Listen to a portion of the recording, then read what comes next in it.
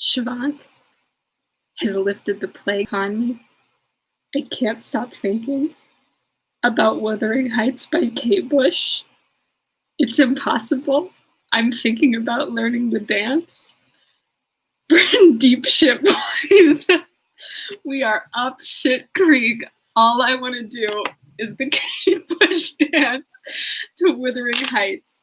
I have no idea how much of this is coming through.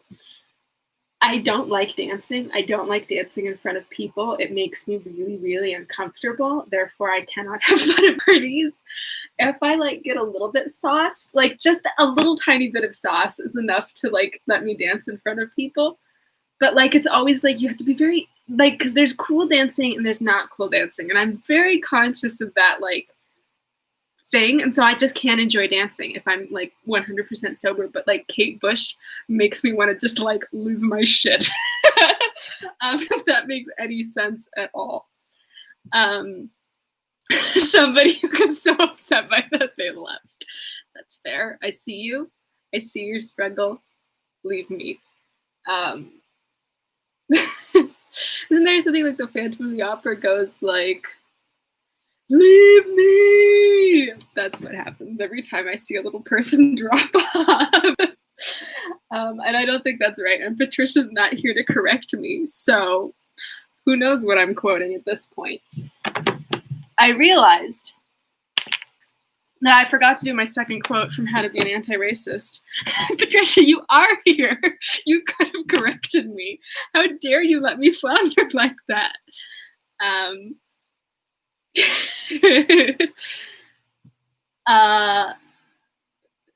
What was I going to say?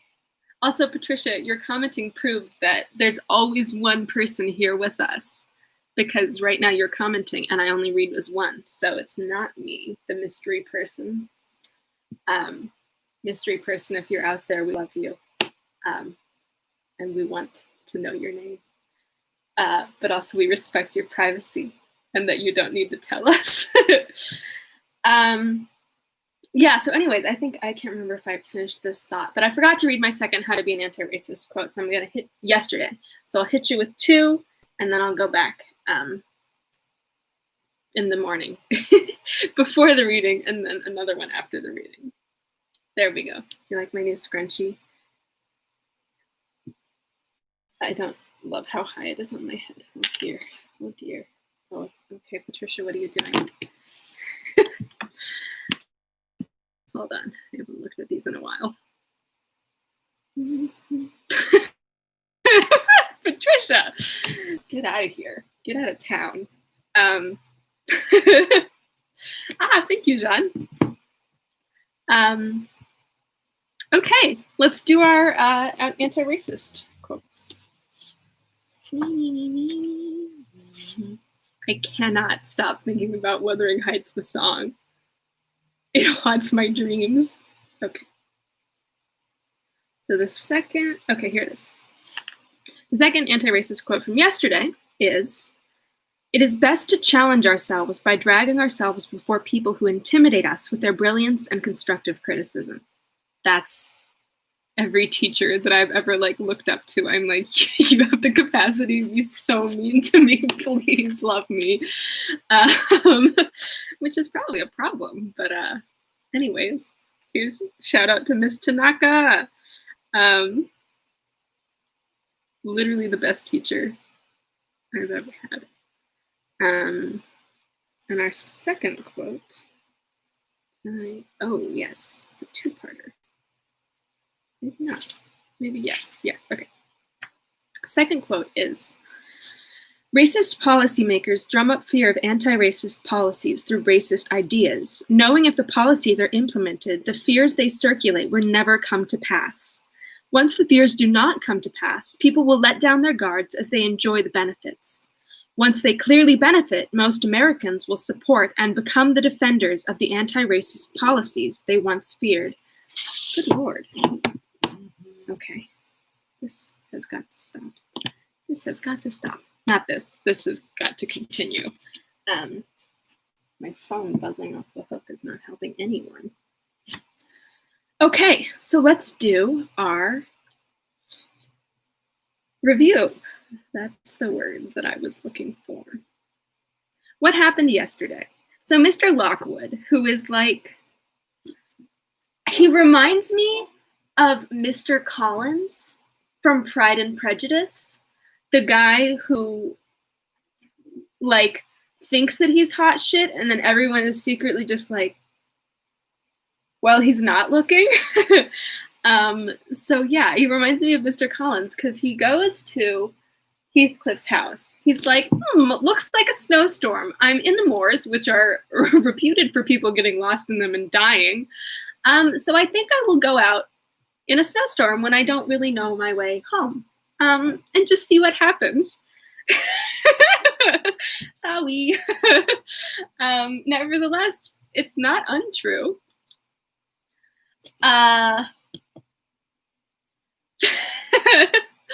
Okay, well, we have yet to see. We'll see.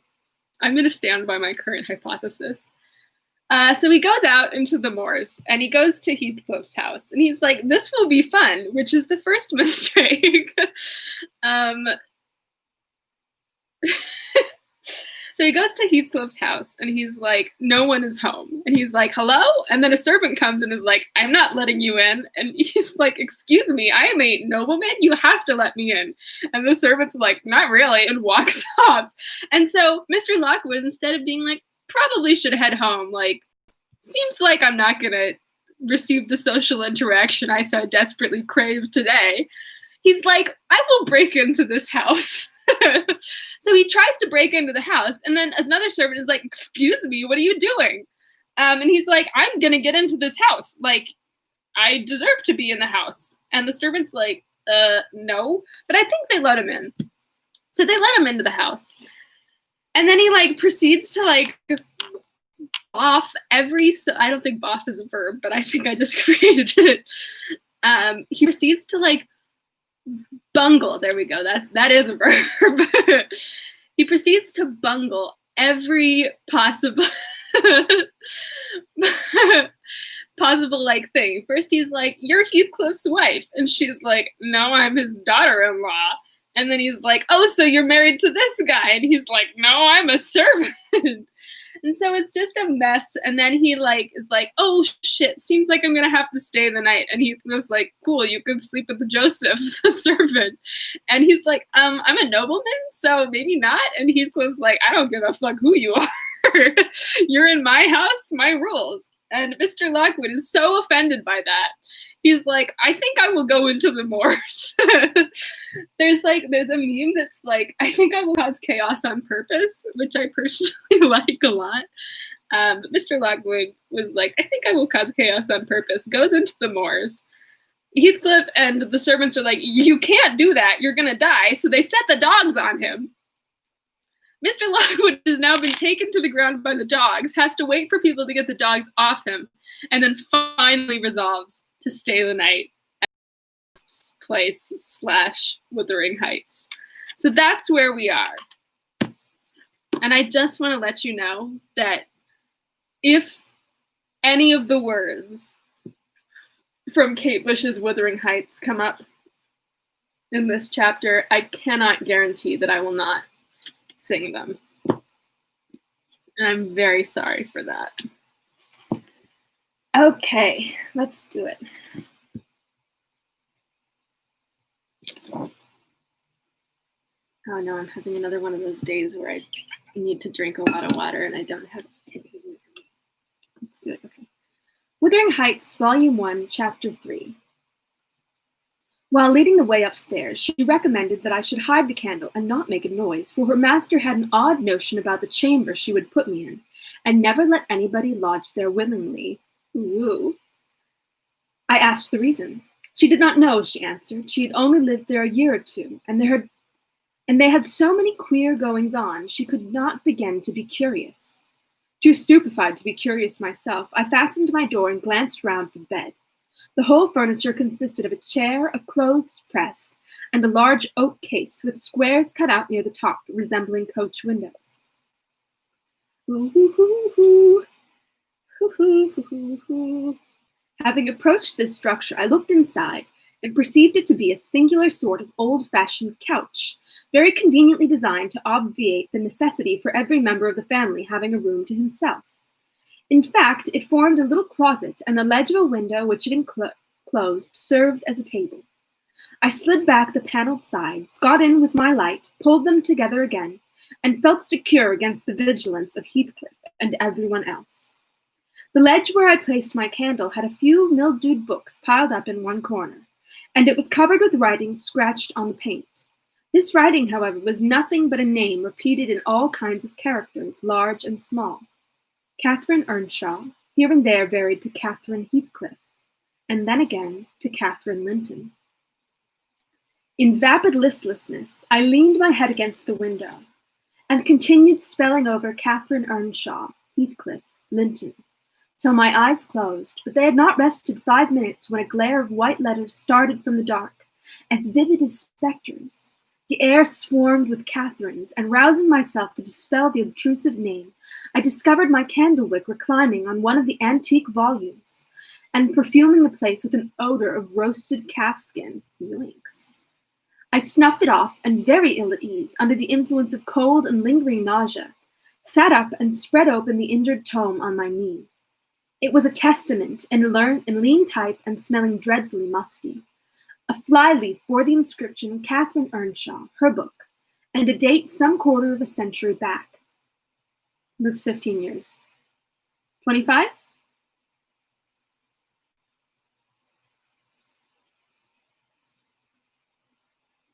Thank you. That was like the physical embodiment of that woman with like all the math symbols around her head. Okay.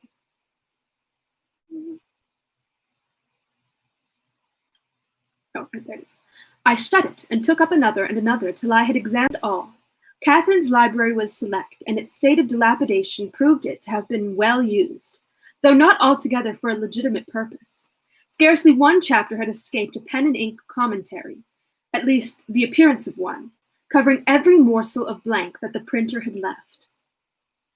Some were detached sentences, others took the form of a regular diary, scrawled in an unformed childish hand.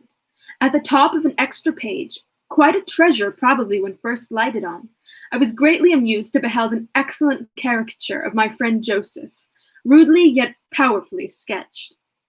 An immediate interest kindled within me for the unknown Catherine, and I began forthwith to decipher her faded hieroglyphics. An awful Sunday, commenced the paragraph beneath. I wish my father were back again. Hindley is a detestable substitute. His conduct to Heathcliff is atrocious. H and I are going to rebel. We took our initiatory step this evening. All day had been flooding with rain. We could not go to church, so Joseph must needs get up a congregation in the garret. And while Hindley and his wife basked downstairs before a comfortable fire, doing anything but reading their Bibles, I'll answer for it. Heathcliff, myself, and the unhappy ploughboy were commanded to take our prayer books and mount. We were ranged in a row on a sack of corn, groaning and shivering, and hoping that Joseph would shiver too, so that he might give us a short homily for his own sake. A vain idea. The service lasted precisely 3 hours, and yet my brother had the face to exclaim when he saw us descending, "What, done already?" On Sunday evening we used to be permitted to play, if we did not make much noise. Now a mere titter is sufficient to send us into corners.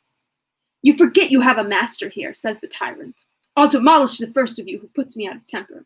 I insist on perfect sobriety and silence." "Oh boy, was that you? Francis, darling, pull his hair as you go by. I heard him snap his fingers." Good Lord, snapping his fingers. Frances pulled his hair heartily, and then went and seated herself on her husband's knee. And there they were, like two babies, kissing and talking nonsense by the hour. Foolish palaver that we should be ashamed of. We made ourselves as snug as our means allowed in the arch of the dresser. I had just fastened our pinafores together and hung them up for a curtain, when in comes Joseph on an errand from the stables. He tears down my handiwork, boxes my ears, and croaks. Oh boy. Every time Joseph speaks, I don't know why she... The master not but just buried, and Sabbath not over yet.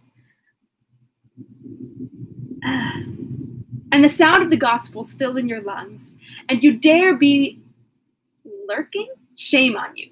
Sit you down, ill children. They're good books enough if you'll read them. Sit you down and think of your souls. Saying this, he compelled us to square our positions, that we might receive from the far-off fire a dull ray to show us the text of the lumber he thrust upon us. I could not bear the employment. I took my dingy volume by the scroop and hurled it into the dog kennel, vowing I hated a good book. Heathcliff kicked his to the same place. Then there was a hubbub. "Master Hindley," shouted our chaplain. "Master, come hither. Miss Cathy's driven the back off the helmet of salvation," and Heathcliff paused his fit into the first part of the broad way to destruction. It's a fair lacem, but you let go on this gate? Eck? That's the thing. The owed man would have laced him properly, but he's gone. Okay, they're talking about whipping these children, who I assume are children at this point in the novel. Hindley hurried up from his paradise on the hearth, and seizing one of us by the collar and the other by the arm, hurled both back into the back kitchen, where Joseph asseverated old Nick would fetch us as sure as we were living, and so comforted we each sought a separate nook to await his advent. I reached this book and a pot of ink from a shelf, and pushed the house door ajar to give me light, and I have got the time on with writing for 20 minutes, but my companion is impatient, and proposes that we should appropriate the dairywoman's cloak, and have a scamper on the moors under its shelter, a pleasant suggestion. And then if the surly old man come in, he may believe his prophecy verified. We cannot be damper or colder in the rain than we are here. Always good. I suppose Catherine fulfilled her project, for the next sentence took up another subject. She whacked lachrymose. Lachrymose? It's not lachrymose, but I want it to be about moose. "How little did I dream that Hindley would ever make me cry so," she wrote. "My heart aches, and I cannot keep it on the pillow, and still I can't give over. Poor Heathcliff. Hindley calls him a vagabond and won't let him sit with us nor eat with us any more, and he says he and I must not play together, and threatens to turn him out of the house if we break his orders. He has been blaming our father, how dared he, for treating Heathcliff too liberally, and swears he will reduce him to his right place." So it sounds like always wanted to scamper on the moors. It sounds like Heathcliff and Cathy are related, maybe, but not, because I think her maiden name is Earnshaw. So, but they were being raised by a man who then died, and now are in the custody of these two people who seem like real crapshoots. But that's my current take. Correct me in the chat.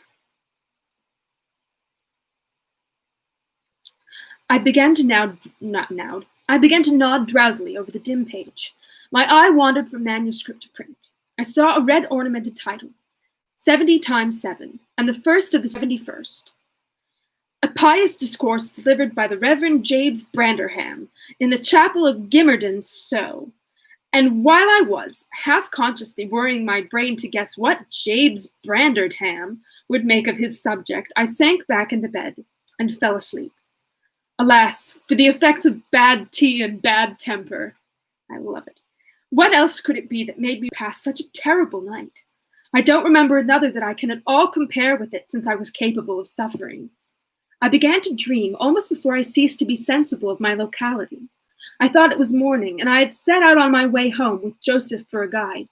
The snow lay yards deep in our road, and as we floundered on, my companion wearied me with constant reproaches that I had not brought a pilgrim's staff, telling me I could never get into the house without one, and boastfully flourishing a heavy-headed cudgel, which I understood to be so denominated. For a moment, I considered it absurd that I should need such a weapon to gain admittance into my own residence. Then a new idea flashed across me. I was not going there. We were journeying to hear the famous James Branderham preach from the text. 70 times 7, and either Joseph, the preacher, or I had committed the first of the 71st, and were to be publicly exposed and excommunicated. I want a pig or a rat to be named James Branderham. What a name. Hey, nice to meet you. I'm Sophie. What's your name? James Branderham. Branderham. James Branderham. Okay. That's enough of that. We came to the chapel. I had passed it really in my walks twice or thrice. It lies in a hollow between two hills, an elevated hollow near a swamp whose... I'm sorry, I really thought that was funny. Just silence in the chat. Okay.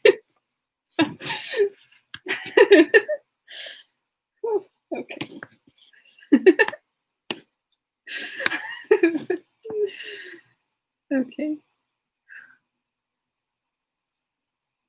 Near a swamp whose peaty moisture is said to answer all the purposes of embalming on the few corpses deposited there. The roof has been kept whole hitherto, but as the clergyman's stipend is only £20 per annum, and a house with 2 rooms threatening speedily to determine into one, no clergyman will undertake the duties of a pastor, especially as it currently reported that his flock would rather let him starve than increase the living by 1 penny from their own pockets. However, in my dream, Jabes had a full and attentive congregation, and he preached, good God, what a sermon, divided into 490 parts, each fully equal to an ordinary address from the pulpit, and each discussing a separate sin. When he searched for them, where he searched for them, I cannot tell. He had his private manner of interpreting the phrase, and it seemed necessary the brothers should sin different sins on every occasion. They were of the most curious character, odd transgressions that I never imagined previously. Oh, how weary I grew, how I writhed and yawned and nodded and revived, how I pinched and pricked myself and rubbed my eyes and stood up and sat down again and nudged Joseph to inform me if he would ever have done. I was condemned to hear all out. We still got a ways to go. I was condemned to hear all out. I think he's having a dream where he read this thing that Catherine left, and she left it in a book of sermons, and now he's having a dream that he's watching the sermons being delivered. I was condemned to hear all out. Finally, he reached the first of the 71st. At that crisis, a sudden inspiration descended on me. I was moved to rise and denounce James Branderham as the sinner of sin that no Christian need pardon. Sir, I exclaimed, sitting here within these 4 walls, at one stretch I have endured and forgiven the 490 heads of your discourse. 70 times 7 have I plucked up my hat and been about to depart. 70 times 7 have you preposterously forced me to resume my seat. 491st is too much. Fellow martyrs, have at him. Drag him down and crush him to atoms, that the place which knows him may know him no more. Thou art the man, cried Jabes after a solemn pause, leaning over his cushion. 70 times 7 didst thou gapingly contort thy visage. Oh, good Lord. 70 times 7 did I take counsel with my soul. Lo, this is human weakness, and this may be absolved. The first of the 71st is come.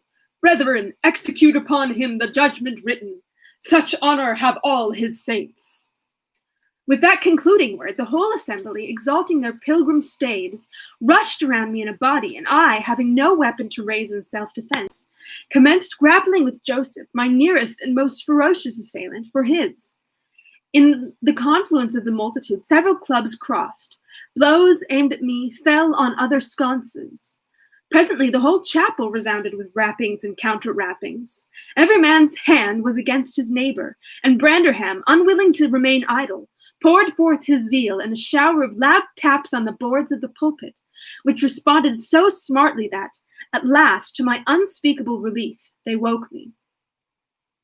And what was it that had suggested the tremendous tumult that had played Jabe's part in the row? Merely the branch of a fir tree that touched my lattice as the blast wailed by and rattled its dry cones against the panes? I listened doubtingly an instant, detected the disturber, then turned and dozed and dreamt again, if possible still more disagreeably than before. This time I remembered I was lying in the oak closet, and I heard distinctly the gusty wind and the driving of the snow. I heard also the fir bough repeating its teasing sound, and ascribed it to the right cause. But it annoyed me so much that I resolved to silence it, if possible, and I rose and endeavored to unclasp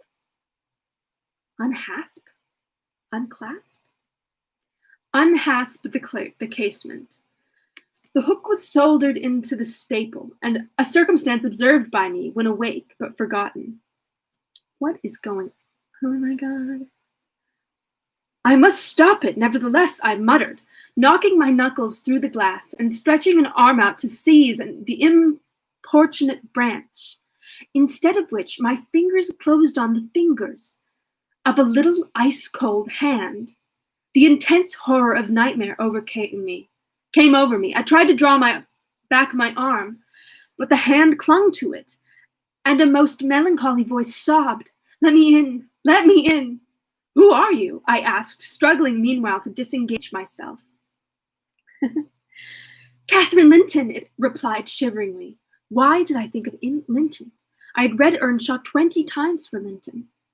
"I'm come home. I'd lost my way on the moor." Okay, you're all very lucky that that was not the introduction that is featured in Wuthering Heights by Kate Bush, because I would have gone for it. As it spoke, I discerned obscurely a child's face looking through the window. Terror made me cruel, and finding it useless to attempt shaking the creature off, I pulled its wrist onto the broken pane, oh my God, and rubbed it to and fro till the blood ran down and soaked the bedclothes. Still it wailed, "Let me in," and maintained its tenacious grip, almost maddening me with fear. Hello? Good Lord, why is that your first instinct? "How can I said at length. "Let me go if you want me to let you in."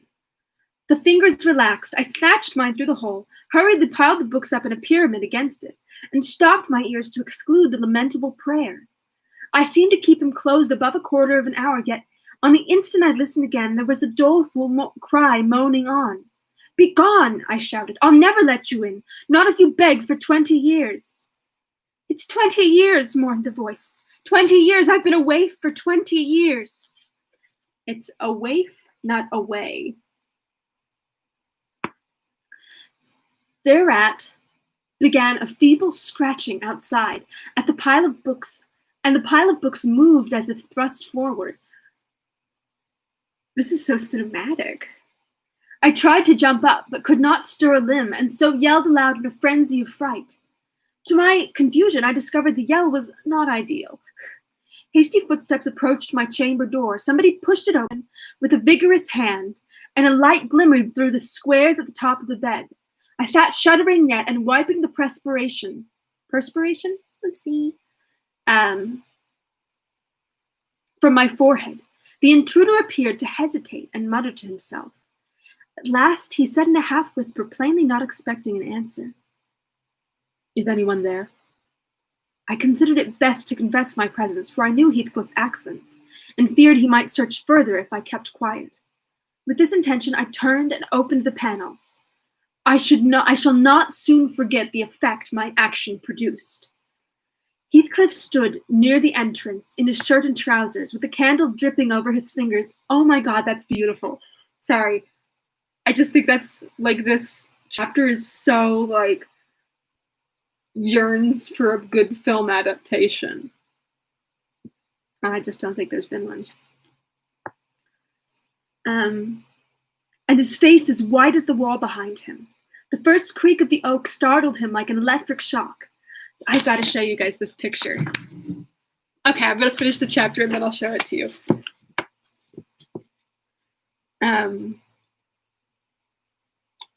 The first creak of the oak startled him like an electric shock. The light leaped from his hold to a distance of some feet, and his agitation was so extreme, that he could hardly pick it up. "It is only your guest, sir," I called out, desirous to spare him the humiliation of exposing his cowardice further. "I had the misfortune to scream in my sleep, owing to a frightful nightmare. I'm sorry I disturbed you." "Oh, God confound you, Mr. Lockwood. I wish you were at the," commenced my host, setting the candle on a chair, because he found it impossible to hold it steady. "And who showed you up to this room?" he continued, crushing his nails into his palm and grinding his teeth to subdue the maxillary convulsions. "Who was it? I've a good mind to turn them out of the house this moment." "It was your servant Zillah," I replied, flinging myself onto the floor and rapidly resuming my garments. "I should not care if you did, Mr. Heathcliff. What?" "She richly deserves it. Sir, she is the only reason you are like, she is the only friend you have in this house."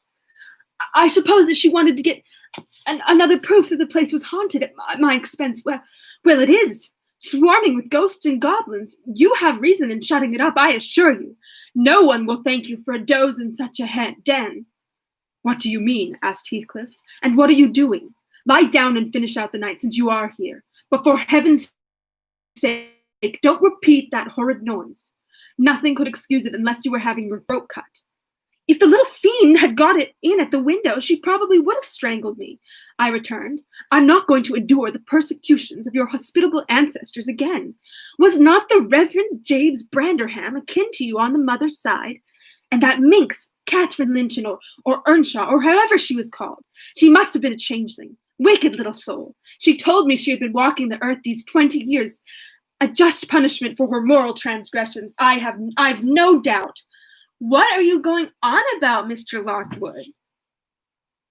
Scarcely were these words uttered when I recollected the association of Heathcliff's with Catherine's name in the book, which had completely slipped from my memory till thus awakened. I blushed at my inconsideration.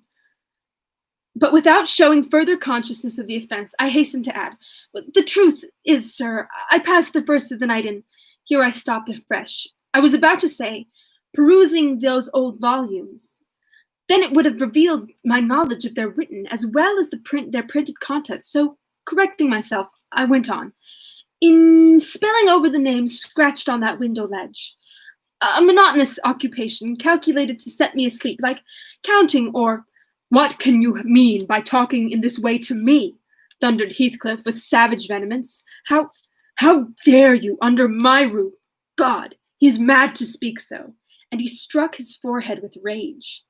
I did not know whether to resent this language or to pursue my explanation, but he seemed so powerfully affected that I took pity and proceeded with my dreams, affirming I had never heard the appellation of Catherine Linton before, but reading it. Good Lord, we are. Thank you. We are not out of the woods yet, people. Often produced an impression which personified itself when I had no longer my imagination under control.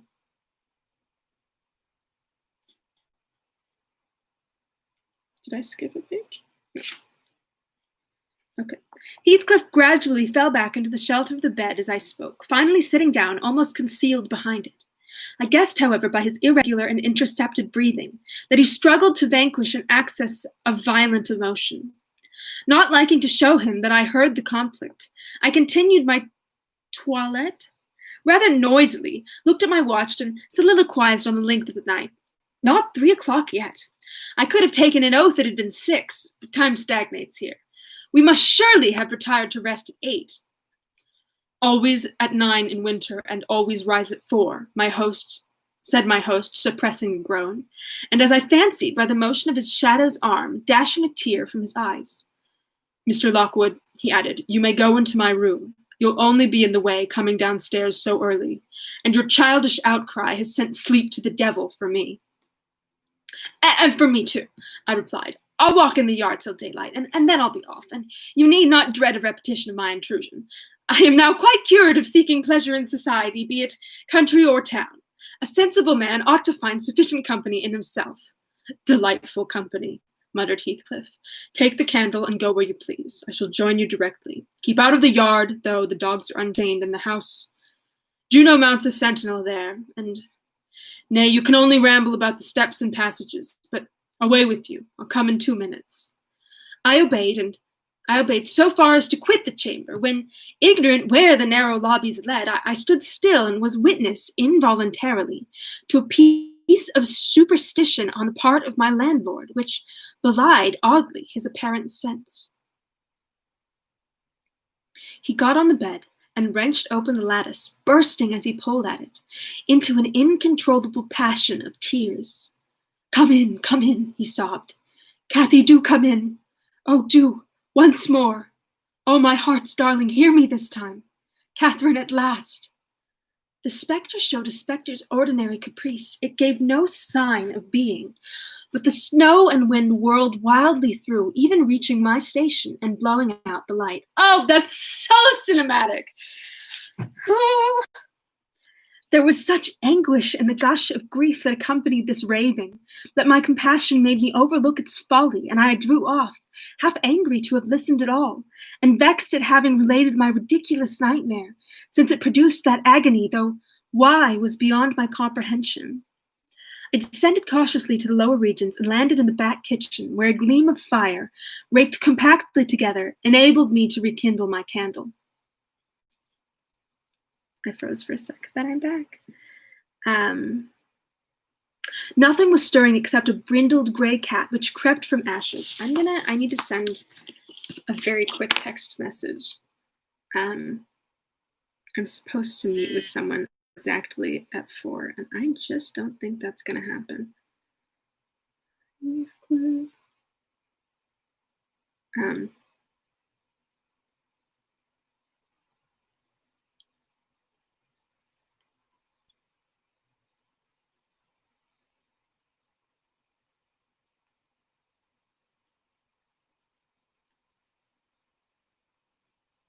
Okay. All right, sorry about that. I just don't want to. This is not working as a fan. Okay.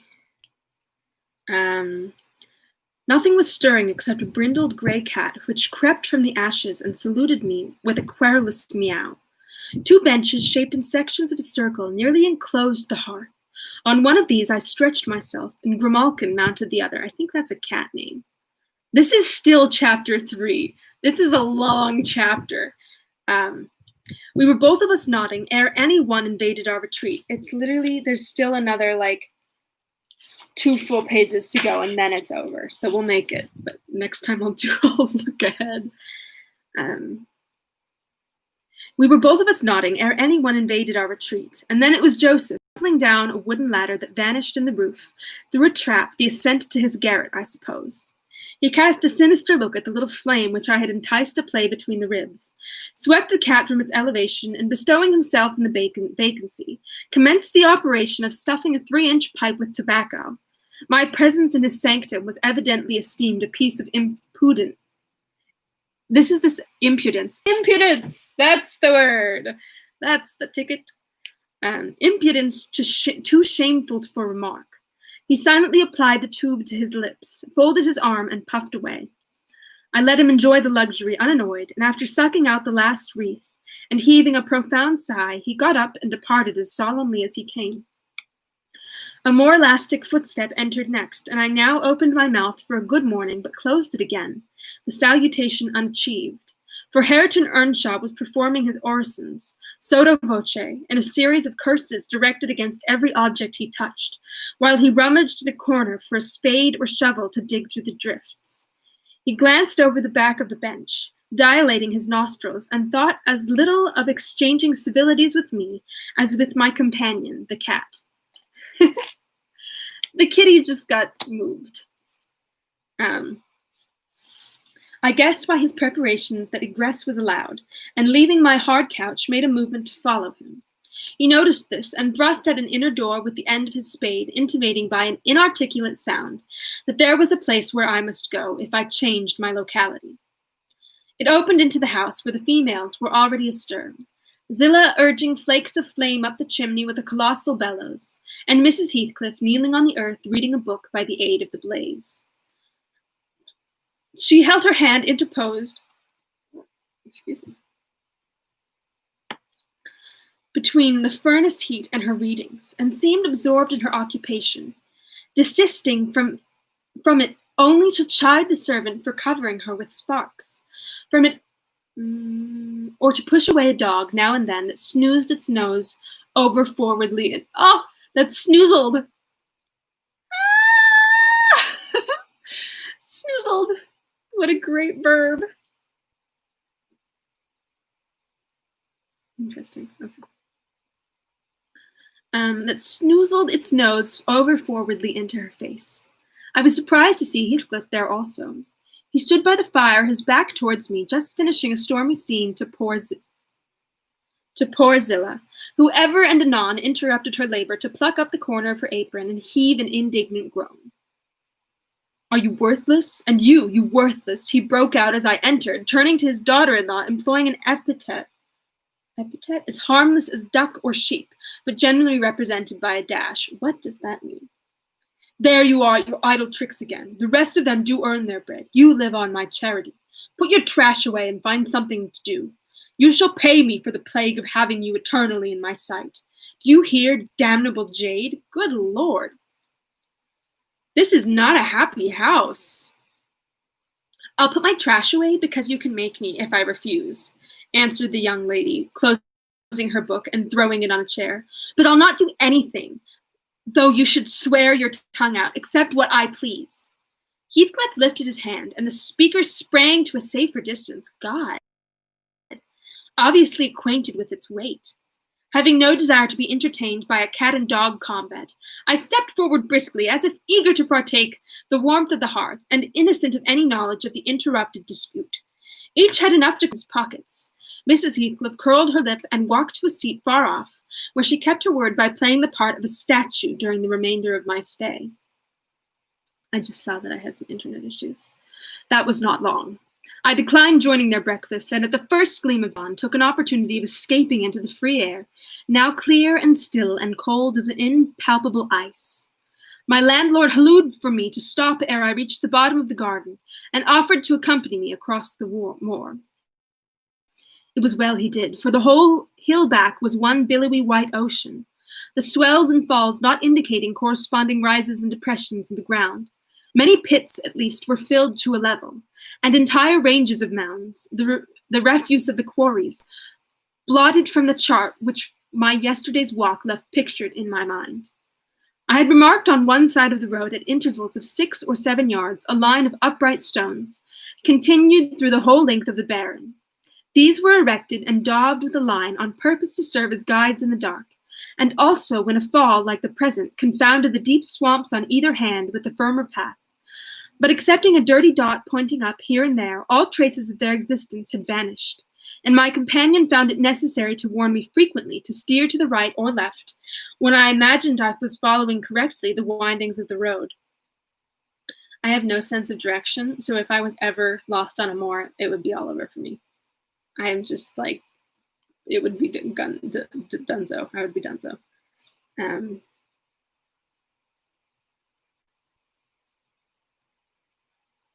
We exchanged little conversation, and he halted at the entrance of Thrushcross Park, saying I could make no error there. Our adieux were limited to a hasty bow, and then I pushed forward, trusting to my own resources, for the porter's lodge is untenanted as yet. The distance from the gate to the Grange is 2 miles. Good Lord. I believe I managed to make it 4. What with losing myself among the trees and sinking up to the neck in snow, a predicament which only those who have experienced it can appreciate. I did that once. I was attached to a dog. It was okay, though. My aunt came and pulled me out. At any rate, whatever were my wanderings, the clock chimed 12 as I entered the house, and that gave exactly an hour for every mile of the usual way from Wuthering Heights. My human fixture and her satellites rushed to welcome me. What? Your workers? exclaiming tumultuously that they had completely given me up, and everybody conjectured that I perished last night, and they were wondering how they must set about the search for my remains. I bid them be quiet now that they saw me return, and benumbed to my very heart, I dragged upstairs, whence after putting on dry clothes and pacing to and fro 30 or 40 minutes to restore the animal heat, I am adjourned to my study, feeble as a kitten, almost too much so to enjoy the cheerful fire and smoking coffee which the servant has prepared for my refreshment. Good Lord, and that's the end of the chapter. That was a huge chapter. What a time to be alive. Okay, the next chapter is not that long, but wow. Okay, now I can show you the picture and give you my final reading. Give me a second because I have to find the book. Anyways, I don't know if you can hear me.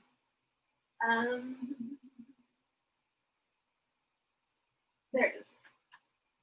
Ouch. Anyways, what made me think of it was, I don't know if you guys have ever heard the children's book / fable East of the Sun and West of the Moon. It was the first thing that was ever read to me when I was born, which is really cool because it's a complete flip of the myth, and it's about the prince needing to be saved by a woman's ingenuity, which we love to hear. But what made me think of it was the wax dripping down his fingers and the nightshirt, because there's a whole, oh my god, it's perfect. There's this thing where she can't see. I don't want to, like, you're probably not going to read it, but it's like Beauty and the Beast, but better, where he's a polar bear in the daytime, and at night he turns back into a man. But there's this curse on him that no one can see him when he's a man. So he's like, listen, don't try to look at me at night. And then she goes home and her stepmom's like, what if he's really gross? And she's like, oh shit.